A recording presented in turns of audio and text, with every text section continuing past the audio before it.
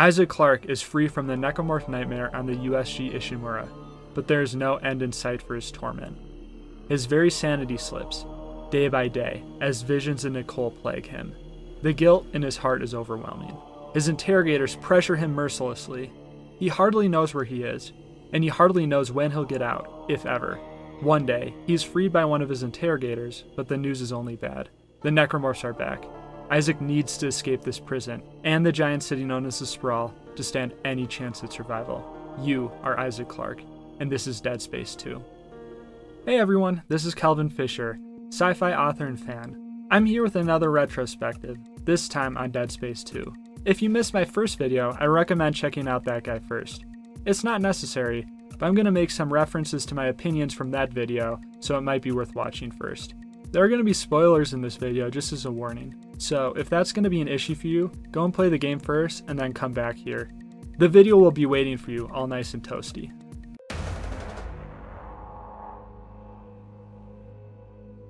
Isaac is plagued by dementia, onset by his exposure to the marker in the prior game. In a nutshell, the marker is responsible for the necromorph infection.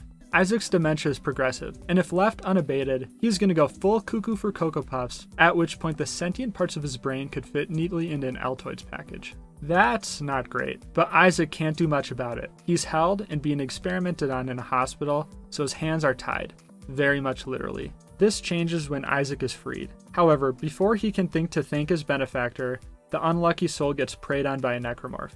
And then, bam, we're off to the races. Yeah, Dead Space 2 gets rolling quickly, even more quickly than Dead Space 1, which I thought cut to the chase pretty well itself. Isaac skulks through the facility, without much of a game plan other than getting the hell out of this hospital. Yelp's not going to hear the end about this place, believe it. Isaac encounters another prisoner named Nolan Strauss, whose questionable sanity makes Isaac's mental state look cool as a cucumber in comparison. Strauss wants to team up in good old Marvel Avengers style fashion, but Isaac hedges his bets on another benefactor. He's contacted by a woman named Dana, who says she can get him out and get him to safety. Isaac knows a little more about her, but since she's not going on about other voices accompanying her head, he opts to listen to her instead. Isaac makes his way through the Sprawl to meet up with Dana, facing a heavy heap of malefactors with spindly arms and bad shave jobs along the way. When he finally reaches Dana, he uncovers that her intentions were far from charitable. See, Dana's a unitologist. Unitologists are nutter religion that, to cut it down to the chase, see the necromorph invasion is good. Death is the key to true ascendancy. They don't want to rescue Isaac. Far from it. They believe Isaac is responsible for the current marker causing havoc on the Sprawl, and they want Isaac to make more. This is like finding lead in your tap water, and they contract you to put even more lead in the water. Just in the nick of time, a gunship opens fire on all of them, and Isaac narrowly escapes. In despair, Isaac falls back on his backup date. When Strauss contacts him again, Isaac agrees to help destroy the marker. Along the way, he meets another survivor, Ellie Langford. Initially, she's a bit reluctant to team up with two mental patients. I can't imagine why. But she eventually comes to realize that sticking with Isaac is her best shot at survival. They make their way to the marker. The station admin, Hans Tiedemann, does his best to thwart their attempts to progress. He's the smarmy fly in the adventurer's ointment and serves as the game's main human protagonist. Tiedemann thinks the marker is too valuable as an object of study to waste at any human cost. Aside from Tiedemann and the hordes of necromorphs, Isaac and Strauss face the threat of their own minds. Isaac continues to see visions of Nicole. Nicole was Isaac's girlfriend,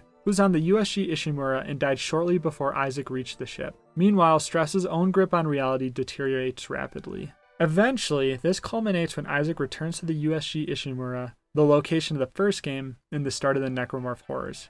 Yeah, that does wonders for his mental health. But Strauss finally snaps. He gouges out Ellie's eye and scampers off. He tries to attack you by surprise, and you take him out. Isaac nor Ellie let these events stop them. Yeah, Ellie straps on a bandage and keeps soldiering on. Tough cookie, that one. Isaac's repeated visions of Nicole continue to reveal his guilt over her death. At one point, she had wanted to leave her stationing on the ship, but he had talked her out of it. So, in a very, very indirect way, his actions led to her death. It's clear that this is eating him up from the inside. Eventually, he reaches the site of the marker. Tiedemann puts up a final defense to keep Isaac from reaching the artifact. He takes care of Tiedemann, only to be attacked by Nicole again. After a final battle against his own psyche, he manages to destroy the Nicole hallucination and thereby clear the marker's influence on his mind. His mind is restored. He then destroys the marker. His death seems to be imminent. Then Ellie swoops down and saves him. The game ends with a nice nod towards its predecessor, with Isaac looking across the cockpit and seeing Ellie, instead of a ghoulish-looking Nicole jumping him. It's an affirmation that Isaac's sanity is truly restored and that he can leave Nicole and the past behind him. So, with the summary behind us, now it's time to get into my thoughts. The way that the story is approached differs greatly from Dead Space 1. In the first game, almost every single level had a sub-story of some sort. Either a necromorph was poisoning the air supply and you had to stop it, or the meteor defense system was down and you had to restore it. That sort of thing. There is a main story, but it's accompanied by these smaller sub-stories. Dead Space 2 prunes this down. In this game, you have the main story without these accompanying side stories that provide context for each individual mission. Sometimes, you play 2 or 3 chapters in a row without a whole lot more context of the main story feeding into it. Take the earlier chapters in the game. In one chapter, you're making your way downtown. In the next, you're making your way through the museum. However, the overall goal is the same: get to Dana. You may have small diversions, but it's not anything like the first Dead Space. You're always moving forward towards the next objective. I think this form of storytelling works well for Dead Space 2. It gives the main story a lot more momentum. Sometimes in the first game, I could be moving throughout a level and absorbing the scenery, and then realize that I'd kind of forgotten what the overall story was. In Dead Space 2, I always felt like I had that main goal in my mind. There are a few twists and turns in the story. In the first game, there were also a lot of big twists, but I criticized those for not really landing as hard as I felt like they should have. In the second game though, the twist where Dana is a bad unitologist apple landed pretty well with me. I remember this distinct feeling of despair when I learned that she had been plotting against Isaac this whole time. Maybe I should have seen it coming, but hey, it worked a lot better for me than the twists in the first game. Your main pals along this journey are also an improvement over your buddies from Dead Space 1. I like Ellie. You don't really get much out of her, but she's tough, and there to save Isaac when she needs it. With how brutal the world in Dead Space can be, that was enough to make me gravitate towards her. I don't really like Strauss, but you're not supposed to. He's like a firecracker taped to your hand. You can't let go of it, so you just stare at it uneasily, waiting for it to explode. When he finally does explode, it's a surprise to no one. But again, it's not supposed to be a surprise. Since you're first introduced for him, it's a question of how and when, not if. His action of gouging out Ellie's eye is pretty dang intense, and I wasn't expecting it. Again, she's a tough cookie for soldiering on, and I respect her for it. Let's turn our attention to the big man himself, Isaac. I really like how they handled his character in the game. His guilt over Nicole's death feels like a real human thing. You get why this guy feels bad about it, and how his trouble getting over it is further contributing to the malady spurred by the Maker. Near the end of the game, he sends Ellie away so that her death won't be on his hands either.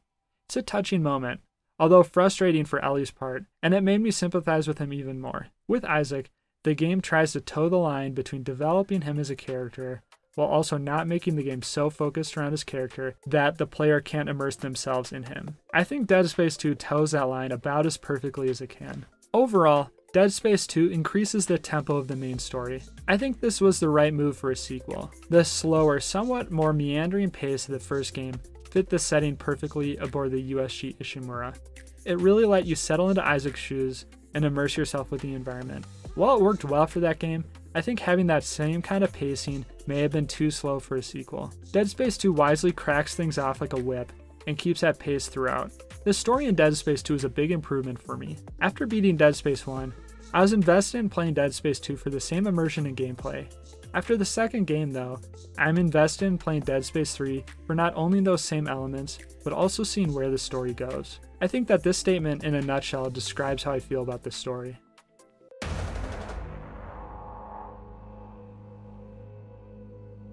First, I'm going to talk about one of my favorite parts about Dead Space 2, the world building. In this part, I'm bundling together the art design, world building, and other immersive factors like audio design. Think of it like a medley of immersion. This was the high point of Dead Space 1 for me, and it might be one of the most immersive games I've ever played. It at least ranks pretty highly up there. I thought that after the first game set the bar so high, there was no way that Dead Space 2 could reach the same heights. I thought that Dead Space sat at the top of the mountain peak and it was looking down. No matter which way Dead Space 2 stepped, it would be a decline, even if it was just a small one. Part of the reason I had this pessimism is because of the change in setting. Dead Space 1 takes place on the USG Ishimura. It's a tightly packed, visually cohesive space, and that cohesion lends easier to immersion. Dead Space 2 takes place on the Sprawl, a big city on the remnants of Titan. When you have a unified, more localized setting, I think that making the player buy into that setting is easier because it lends a sense of focus. I'll use another game series as a comparison. Take the first 2 games in the Batman Arkham series. The first is Batman Arkham Asylum, which takes place entirely in a prison called Arkham Asylum. The second is Batman Arkham City, which takes place in a cordoned off section of Gotham City. While I believe the second game is superior overall, the first game is no doubt more immersive. The reason is because there's a unified cohesion that the prison provides from a world-building, storytelling, and general thematic perspective that the city's broader scope can't capture in the same way. I thought we'd see a repeat of this pattern with Dead Space 2. Surprisingly enough though, I'm not sure which setting I like better between the first and second game. The reason why I find the Sprawl so impressive is the sheer attention to detail given to the setting. I think the best example is the lore building elements like text logs and audio logs. Their location and format is given more care, I think, than any other game I've seen.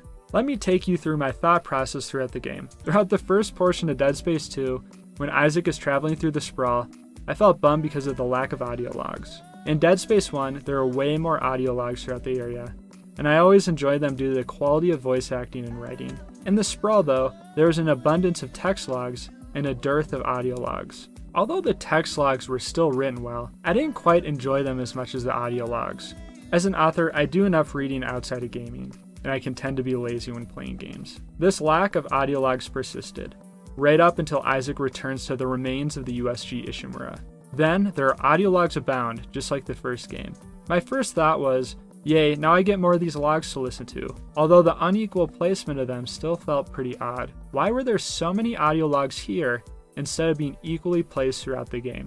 Then it clicked for me. The reason why there were so many audio logs on the USG Ishimura and not on the Sprawl is because it actually makes sense in-world for there to be audio logs on the ship. The crew studying the outbreak on the USG Ishimura would have left audio logs tracking their findings. In a city though, nobody's walking around and recording their thoughts. I mean, if I saw that in my day-to-day, I'd cross the other side of the street. Instead, in the Sprawl, the text logs consist of news articles and other scraps of information that exist in text form. In the Sprawl, when audio logs popped up, there's always an explanation for their existence. For instance, when you get audio logs of unitology, that's because you are in a museum and the kiosks dispense information just like a real museum would in our world. Or when a guy leaves an audio log telling you to use stasis on enemies, he's leaving that message to help another survivor as he takes his last breaths. This attention to detail pervades the rest of the game. Take the introduction of a new enemy class called the Pack. These are children overtaken by the necromorph infection. Why weren't they in the first game? Well, children aren't going to be on a mining ship, now are they? Unless the far future decides to go a little lax on the labor laws and bring back 1800s Britain in vogue. But children are going to be in a big city. So their introduction makes total sense. After fighting off my first wave of these guys, I take a closer look at the environment Isaac is in. Sure enough, we're by a children's playhouse. Their introduction makes perfect sense in-world. I also thought that the Sprawl wouldn't manage to be as creepy. I mean, I'd sure rather be trapped in a big city than a mining ship in the dead of space. Pun intended. At least, that's what I thought I'd pick initially. However, the Sprawl juxtaposes city noises with the horrors of the outbreak in a way that really creeps me out. Advertisements will flicker on screens, with the audio sometimes distorted, and this is accompanied by an eerie deadness that shouldn't be in such a place. The relative openness of the city fills you with despair too. When you look over a ledge and see necromorphs tearing people apart for the next 5 floors down, getting out of even a single building feels like an ordeal. When you realize that Isaac's goal is to get not only out of a single building, but an entire city, it feels downright oppressive. It's a similar feeling of despair to when you're trying to run a marathon. You feel exhausted. Then you look down and see you've only gone half a mile. You're filled with despair at the thought of going another 25.5 miles. Then you decide to hop off the treadmill and get some more of those chicken McNuggets. McDonald's should sponsor me. I'm doing their job for them at this point. Maybe Arby's will hit me up, and I'll be making a bunch of roast beef sandwich analogies in the next video. I see the next title now. Dead Space 3, Roasting the Beefy Necromorphs in Space. Point being, the setting manages to be creepy. However, it managed to be breathtaking in a way that the first game setting isn't. The Sprawl is downright breathtaking at times. and I would sometimes stare out the window for a few seconds and just take in the view. Sometimes you even go into the atmosphere, and when you're in space above it all, they're really some of my favorite parts of the game, so I personally love it for that. Dead Space 2 also makes a big change to its main protagonist, Isaac Clarke. He actually has a voice in this game, instead of being fully silent. One of my qualms with Dead Space 1 was that Isaac would sometimes be directly spoken to, and the lack of him speaking back would come across as strange. This impacted immersion, because it would take you out of the game and make you think about this. I feel like the addition of voice acting to this game takes away that issue. The developers fortunately had the wisdom to not overdo Isaac's voice acting. He hasn't become a chatterbox, letting players absorb most situations and the atmosphere with the same silence as the first game. He's not like, dude, this is totally crazy, as you're walking down nondescript hallways. His voice is mostly reserved for cutscenes and discussions with other characters. It's a good balance. Not everything about the setting and immersion in Dead Space 2 is a direct improvement over its predecessor though. The first game's setting had a Metroidvania-like design for its levels. For instance, you'd explore an area, having to get items to unlock doors, and then backtrack to unlock said door. This means you would backtrack through areas seeing them multiple times. As such, you developed a familiarity for the areas, and they imprinted themselves better in your head. I still remember the layout of the greenhouse level in Dead Space 1. I couldn't map out a level's layout in Dead Space 2 if I tried. You keep pushing forward, always heading to the next objective, save for an exception or two. The more linear design creates an even greater sense of urgency for the story, but the less player exposure to the levels means that the levels themselves aren't quite as memorable, even if images of their vistas still stick in my head very well. In addition, Dead Space 2 has more cutscenes than Dead Space 1. In Dead Space 1, you're entirely in control of the character from start to finish from what I remember. In Dead Space 2, there are times when control is taken from Isaac, and you have to watch a cutscene play out. It's not a huge deal, but I like the control in Dead Space 1 because it increased tension. Always having control of Isaac meant that at any moment, things could take a negative turn and you'd have to defend yourself. In Dead Space 2, cutscenes are a breather from the direct threat of danger through gameplay. It's not very often, and it really isn't that huge of a deal, but it's something I noticed nonetheless. If I had to pick which of the settings I prefer, the USG Ishimura or the Sprawl, I'd have a really hard time doing so. The Sprawl has better vistas and variety, but there's just something about the USG Ishimura that I keep coming back to. It's just iconic. Dead Space 2 reaching the same bars as predecessor is an absolute win. It's like being a two-time world champ. Maybe you didn't rise all that high above your first performance, but you're still up top on the podium, so who really cares?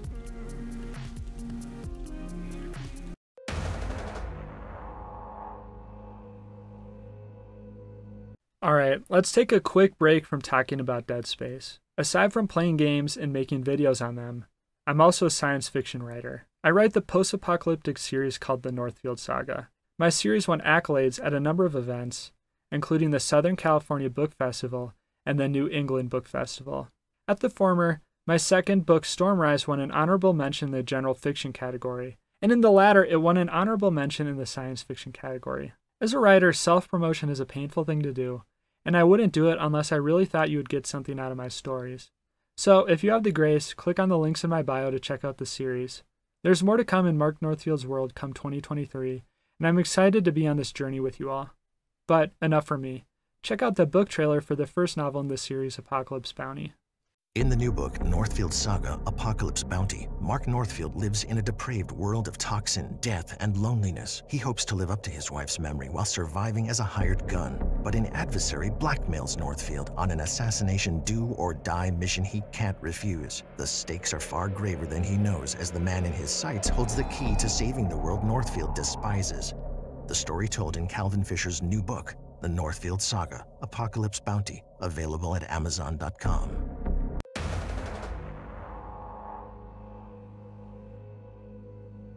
And with that, we're back to Dead Space. Next, we're going to talk about the meat and bones of the gameplay, combat. The alterations to combat in Dead Space 2 from its predecessor are more of incremental improvements than sweeping changes. If you took graphics out of the equation and put Dead Space 1 and Dead Space 2 in front of a casual gamer, they would probably have a hard time distinguishing the combat in one game versus the other. You have the same over-the-shoulder shooting, accompanied by stasis and kinesis abilities. Stasis lets you freeze things in place, while kinesis enables you to levitate objects and throw them. You use the shooting and these abilities in conjunction to contend with the necromorphs. Ammunition is scarce, which prompts you into using kinesis and stasis in clever ways. There haven't been any shakeups to that core trio of abilities, and, for the most part, I'm completely fine with that. Combat in Dead Space 1 was nearly perfect in my eyes, finding the perfect blend of anxiety induced by the ammo limitations, yet still the power fantasy of being the space guy with an arsenal of gunnery and a couple superpowers to boot. The enemy variety in Dead Space 1 was superb, with every necromorph variety providing a meaningful and distinct challenge. Except you, Guardian. I'll take a hard pass on Diet Doc Ock. The variety of enemies means you had to take a variety of approaches. The dismemberment mechanic in Dead Space introduces an entirely new element to shooting. Dismembering necromorph limbs is valuable because it slows the enemies down, disarms them, and does increased damage. As a result, when you're aiming, you're not just thinking about where the reticle lines up on the screen. You're thinking about angles. Take the plasma cutter. You can position the reticle to do a vertical slice or a horizontal one. When shooting this thing, you have to determine which angle will be best to disarm a necromorph, vertical or horizontal. Dead Space practically has you earning credits for your math minor as you're fighting monsters with nutsacks attached to their elbows. Nice. All this, again, carries over to Dead Space 2. When the combat system is so close to perfection, I see why developers were hesitant to tinker with it too much. I want this all to be taken as one big fat disclaimer as I start to pick at the combat system a little bit. Combat in Dead Space 2 is great, wonderful, fantastic, 10 out of 10 truly. That being said, Dead Space combat was a 10 out of 10, and there were a few small opportunities for improvement that I think were missed out on. First, I'll talk about my favorite improvement. When you switch weapons, you can now see the total ammo count for each one you have equipped. This was missing from Dead Space 1, and it was so annoying not being able to tell how much ammo you had left for your guns. I'm guessing that this was a design decision in the first game as a way to increase tension. Not knowing how much ammo you've got left is scary, right? Sure, I guess, but it was also annoying. So, I'm glad that you get this information now. I would check the ammo on my weapons all the time, so even though this addition is small, it really added up over the game's runtime. Dead Space 2 also introduces some new enemies. This is where I think, just a little bit, the combat falters for me. I wasn't overall a fan of the new enemies. The new ones you encounter in the greatest numbers are the Pack and the Crawlers. These are both young necromorphs that infect children. And again, while I appreciate their inclusion from a story and lore perspective, they didn't exactly feel great to fight against. They're creepy and they're sad, but they aren't threatening. This is Dead Space 2, baby. I want to step up from the threats we faced in the first game. Instead, it feels like we've moved from the big leagues to taking on little leaguers. Literally, I guess, in a dark way. I guess there just isn't a big sense of progression from the first game in regards to the enemies. There are two very notable exceptions to this. The first is the Tormentor, which you come across in Chapter 5. This guy is absolutely terrifying, and the encounter with him is hands down my favorite in the game. In fact, it ranks pretty high up there out of every game I've played.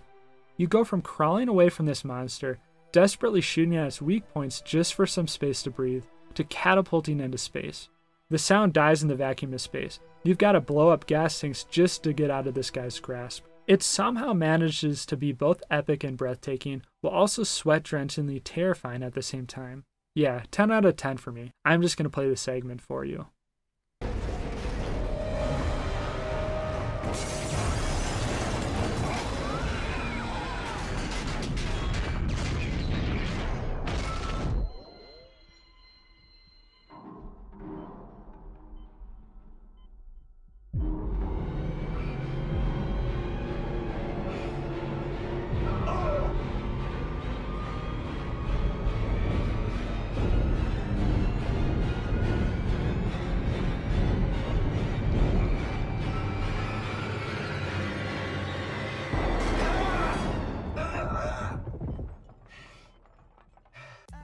The second necromorph encounter that felt like a true step up from the first game is the Ubermorph. This guy can't be killed by conventional means. He regenerates himself after a couple of seconds. He's like the hunter from the first game. I don't think they buffed him much from the first game, but the level design is put to great use. You're stuck in these claustrophobic hallways where you have to fight off hordes of necromorphs while you're trying to get doors unlocked, which take far too long in light of this guy hounding like a dog and his favorite fire hydrant. I like this enemy type's presence in the first game, but he felt more like an annoyance or a mere obstacle. In Dead Space 2, when this guy was hot on my heels, he felt like an entire buffet of darkness and demonic energy, looking to serve little old me. No thanks, I'm not hungry. I already ate. Okay, moving on. We'll get to one of my few true disappointments in Dead Space 2, the upgrade system. It's just about the exact same system as Dead Space 1. And this isn't a case of taking your pristine Porsche around the racetrack for another lap. This is like taking your beaten up truck with some sort of orange juice leaking out of the bottom and a weird eggy smell from the fender and trying to get the little putter one last time around the track. Alright, I exaggerate a little bit, but still. Dead Space upgrade system is basic, with power nodes that you collect in levels or buy from the store. You use those upgrades to acquire stat upgrades for your weapons, damage, duration, etc. Although the upgrades are welcome against the Necromorph Horde, this was one area of the first game I thought had a lot of room to improve. It was serviceable for the first game, and I gave it a pass. In Dead Space 2 though, I'm feeling a little bit less charitable. There are so many ways they could have made this upgrade system more cool. The upgrades could have been so much more than stat upgrades, instead offering increased functionality for your weapons. Take the pulse rifle. In the first game, its alternate fire mode would turn you into a one-man disco, shooting rounds of death in a spin around you.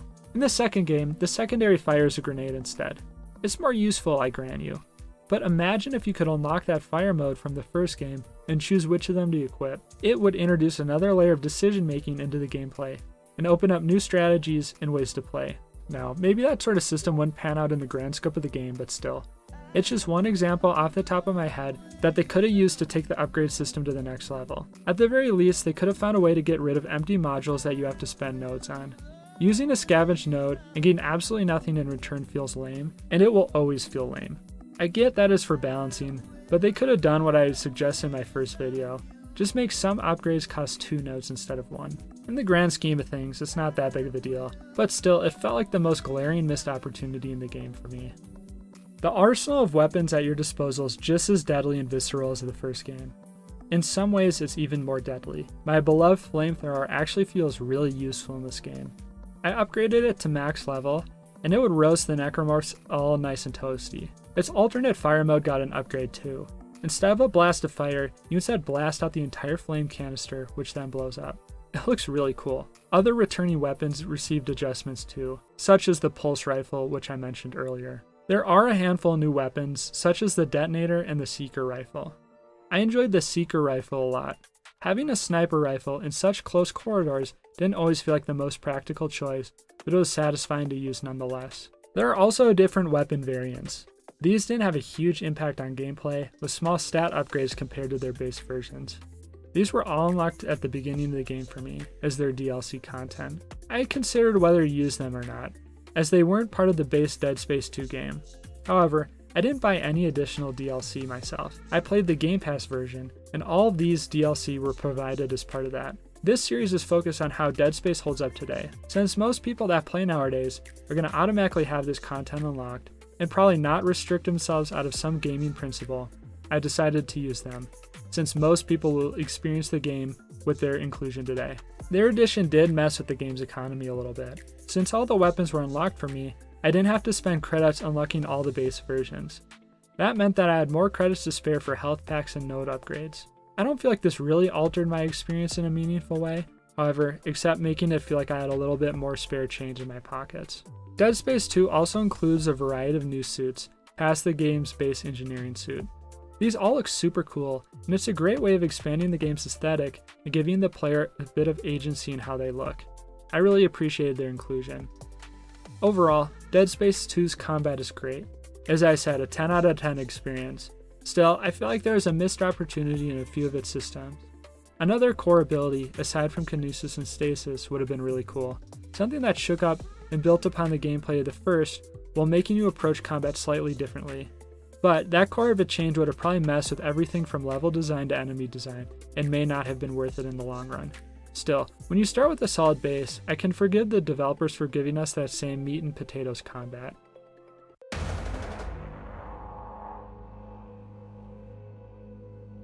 In this section, I'm going to talk about some of the gameplay systems aside from combat. You know, the things that either give you a break from fighting necromorphs or spruce it up. The newest addition is a hacking minigame. This lets you unlock doors, computers, and whatever other feats of technological wizardry that our tin pot engineer needs wizarding. This minigame is pretty simple. You're presented with a console with a circular object on it. You rotate your analog stick around until you find a blue weak point. At that point, you click your mouse and another layer of the puzzle appears. Then, you do the same thing 2 more times for a total of 3. That's it. There aren't really any variances to this setup for the whole game, and you do this puzzle a lot more than what warrants its simplicity and invariability. It's fairly satisfying to click those blue weak points, with nice sound and visual effects, but that fades away quickly. Dead Space 2 does shake it up at a couple of times though. Once, you're presented with this minigame, and it stops after the second unlock because stress attacks you. At this point in the story, this game had well and truly trained me to expect that each one of these terminals would have 3 unlocked stages, so this took me by utter surprise. It was a clever subversion of expectations. Another good use of this minigame is when you're being chased by the Ubermorph at the end of the game. You can't kill this guy by conventional means, so it results in you desperately trying to unlock the terminal as you see the Ubermorph regenerating out of the corner of your eye. In this circumstance, the minigame really ratchets up the tension, especially if you fat finger one of the terminals and get delayed. But overall, it's the same copy-paste game over and over. It needed some sort of variety. Maybe instead of all the terminals correctly unlocking with a blue highlight, you could have had to look for matching glyphs instead. Heck, maybe you would have had to search the environment for the right glyphs to crack the code. Not sure if that would have really worked out great in practice, but you get the point. It needed something more to be really engaging. Okay, I talked about that more than it deserved. It's not awful, but it's easy to dunk on. Next, we'll move on to one of the greatest improvements in Dead Space 2. It's seriously one of the best changes in the game, and it elevated my enjoyment considerably. This change is the alteration to the zero-G sections of Dead Space 2. For the uninitiated amongst you, the zero-G sections of Dead Space are when, well, gravity goes away for a little while. Takes a getaway trip to Cancun, if you will. Isaac tends to like his gravity, being human and all, so the main purpose of these sections is usually to either turn the gravity back on, or get to a place where there's gravity. In the first game, the zero-G sections were my least favorite in the game. The zero-G mechanics were implemented very strangely. You were always bound to a surface, but you could dive to a wall or a ceiling. So you ended up diving back and forth like a tin pot David Hasselhoff, while the camera went haywire from being unable to properly orient itself. The sections were always awkward, and they happened too often for my liking. It felt like every single mission had a zero-G section. Okay, enough on Dead Space 1. You can watch my retro on that game if you want to hear more. Dead Space 2 thankfully changes this mechanic drastically. This time around, Isaac can levitate in zero-G areas using the thrusters in a suit to jet around. This is an infinitely better system than the first game. The first reason is that the gameplay system lines up more thematically with the environment. If you're in zero-G, you expect to be able to float around, just from an intuitive standpoint. If you think of zero-G, the first thing you'll think of is floating in midair. It's also just a liberating feeling, being able to float around. And a game as oppressive as Dead Space, having these moments where you feel a sense of freedom is empowering. Secondly, these sections control a lot better. Your movements with Isaac are a lot less haphazard. Instead of seeing a wall and hitting the leap button, and seeing Isaac careen across the sky with no further ability to control him, this time you have precise movements of Isaac when he's in the air. The camera doesn't have to contend with the rapid shifting of directions and planes either. Isaac's ability to fly also allows the level design to open up, not having to confine Isaac to walls in order to make the gravity jumps feel meaningful. The most breathtaking part of the game for me is in fact during one of these zero-G sections. Isaac floats around a giant area, with the backdrop of open space ahead of him, and he has to realign these massive solar panels. It's truly a spectacle, and I was mesmerized the entire time. Maybe the best part about the implementation of zero-G in Dead Space 2 is how sparingly it's used. I didn't go back and count, but it felt like there are only a handful of zero-G sections of the game. Think of zero-G as the cinnamon for your French toast. Sure, you want some cinnamon in there, but if you see someone cork off the cap of cinnamon and dump the entire bottle into your beaten eggs, you're gonna give them a side eye. I guess that's a long and stupid way of saying that zero-G is best used as a spice and not a core ingredient. Another returning environmental hazard from the first game is vacuum areas. These are areas where the air supply goes bye-bye, and Isaac's gotta find an air supply soon or he's gonna suffocate. There's not a whole lot to comment on this hazard, because it works pretty much the same as the first game. You're given a timer, and if it reaches 0, Isaac chokes out. I guess the biggest change is how you can resupply your air. In the first game, you had consumables that you scavenged or bought from the store. In the second game, these didn't return, or at least I didn't really come across them. Instead, there are generally air supply stations located around the vacuum area, with more stations in bigger or more complex zones.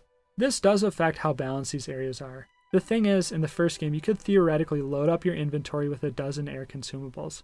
Then you're going to have absolutely zero concern about running out of air. Or in contrast, some of the areas could feel pretty darn tough to get through in time, if you didn't have at least one air consumable. In Dead Space 2, the recharge stations are always placed where you feel like you have barely enough air to get by, but you still have enough. In the first game, there were a handful of occasions where I did die because I ran out of oxygen. In the second game, this didn't happen to me once. Because the areas feel more curated, vacuum areas felt like much less of a threat, and they were less tense to me than the first game. It's a small thing though, and I don't think it matters that much at the end of the day. Lastly, Dead Space 2 carries forward the general puzzles from the first game. None of them are all too challenging, definitely not reaching the head-scratching lows of that infamous meteor puzzle in the first game. These, much like the zero-G mechanic, have been pared down quite a bit. In the first game, there are significantly more puzzles, with one or so per level on average. In Dead Space 2, these puzzles seem to come by much less frequently. I guess it's hard for me to categorize this as a general pro or con.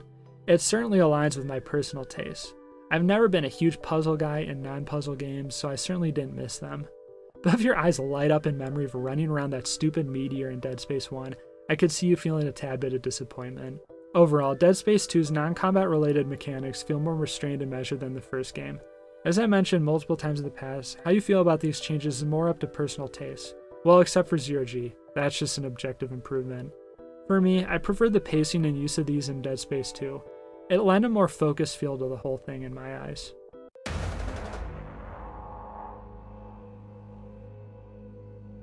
Dead Space 2 is a certified classic just like the first game. As much as I rib at its flaws, they are all incredibly minor in light of everything that Dead Space 2 accomplishes. The improvements to the main story and mechanics like zero-G go a long way into Dead Space 2 feeling like a more refined game than the first. While there haven't been sweeping changes to the gameplay, the drastic change in setting, going from a cramped spaceship to a sprawling city, really gives Dead Space 2 a distinct identity from its predecessor. Dead Space 2 handily meets the bar its predecessor set, which is a feat that I can't overstate. Reaching a bar set so impossibly high is itself an impossible accomplishment, and I think Dead Space 2 has to be one of the best sequels I've played, as far as carrying a vision forward while still coming into its own as a game. With all that said, there isn't any question about Dead Space 2 being a great game. The more interesting question, at least for me, is whether I like Dead Space 1 or 2 more. That's a really tough one for me. When thinking over this part of the video, I really went back and forth, and I might still go back and forth after this video is published. The Sprawl appeals to me more as a setting. I've always been a fan of futuristic cities, and Dead Space 2 serves up vistas that are breathtaking, while still not losing the horror and dread that a horror game's setting should provide. And yet, there's something so iconic about the USG Ishimura from the first game. It's such a richly realized setting, and has to be one of the most iconic settings in gaming. Throughout the first game, I feel like I got to know the USG Ishimura more intimately than the Sprawl. The level design of Dead Space 1 felt like it gave me more room to breathe in the setting, really soak it in. Yet, in Dead Space 2, you return to the USG Ishimura, and that is one of the best revisiting of a setting I've experienced. When you see the husk of the ship, you feel a true palpable sense of dread. You really think, please don't make me go back in there. And in that sense, you have perfect parody of how Isaac feels with how the player feels. It's masterfully done. Combat is pretty close between the two. Dead Space 2 has some quality of life improvements, such as giving you an ammo cone for your weapons, but I think I preferred the enemy placements in Dead Space 1. The story wins out for me in Dead Space 2. The story beats just landed better with me, and I think the more urgent nature of the game, with the lack of diversions, made me buy into the main plot more. Man oh man, this is a toughie. I think I've got to give my meaningless award to Dead Space 1. There's just such a commitment to immersion in the game. The lack of cutscenes and the interactability of everything just makes the game come together as a cohesive piece of art. The other day, I was watching an interview with the lead developer of Dead Space, Glenn Schofield. He talked about how long it had taken the team to get a mechanic working, when a tentacle snakes out of the floor and grabs you. The team labored intensely for months, running into technical problem after technical problem, trying to get this stupid tentacle to actually grab the player and wrap around your ankle. They had to redo animations for every single one of Isaac's weapons, just to make sure you could shoot with whatever one you had equipped. It would have been easy to turn this segment into a cutscene, a heck of a lot easier, and people probably wouldn't have noticed much. But the dedication to keep interactability drove the developers to go down the hard route. And as a writer, I can relate to that. There was a number of times when writing my stories when I was faced with a choice like that. Take the easy way, where the change probably wouldn't be noticed very much, or take the hard way and rewrite whole sections of the book. The Dead Space developers going with that hard choice, especially over something that most of your audience doesn't really care about, just speaks to a level of dedication to their craft that you don't see so often nowadays. There are so many other examples from Dead Space that you could think of, where the developers went the hard way to keep you fully in Isaac's shoes. Another one is the difficulty that developers ran into with the dialogue because they didn't want Isaac to speak. Dead Space 2 doesn't go as hard in the paint in some of these categories. For instance, Isaac is voiced now, and there are a number of cutscenes that aren't interactive. Don't get me wrong, I do believe these were the right choices for the game. I mean, I had an entire section where I talked about how I liked Isaac being voice acted better. In these areas, I wouldn't have Dead Space 2 any different, honestly. And yet, there's just something about the uncompromising nature of Dead Space to reach its creative vision that I deeply respect. It's inspiring to me, as someone who likes to create these sorts of worlds myself. But we're talking about a neck-and-neck race here, a photo finish, with Dead Space 1 just barely sticking its fingers ahead. If you play them both. You owe it to yourself. Making a masterpiece is tough. Making back-to-back masterpieces is even tougher. Might as well buy 2 lotto tickets from the gas station and hope to cash out on the jackpot both times. But somehow, against all odds, Dead Space 1 and Dead Space 2 rank among the video game masterpieces, and this series deserves a high spot in the annals of video game franchises just for that fact. If you're watching this video when it premieres, or close to it, this video is coming out just before the Dead Space remake launches. I'm really excited to play that game, and to see what lessons the developers took from both of these 2 games. I'm going to make a video about how the Dead Space remake compares to the first game. After that then, we're moving on to Dead Space 3, the black sheep of the little Dead Space family. I've got a penchant for controversial takes, so we'll see if I hate it as much as so many Dead Space players seem to despise it. If any of that sounds interesting to you, please consider dropping a sub and ringing a bell to keep updated on when those puppies come out. If you've made it this far, thanks from the bottom of my heart. I hope you found some entertainment in this video and had even half as much fun watching it as I did making it. Also, consider checking out my sci-fi series. If you're a Dead Space fan, I truly think you'll dig it. The links are in my bio. With all that said, thanks again for watching. Until next time.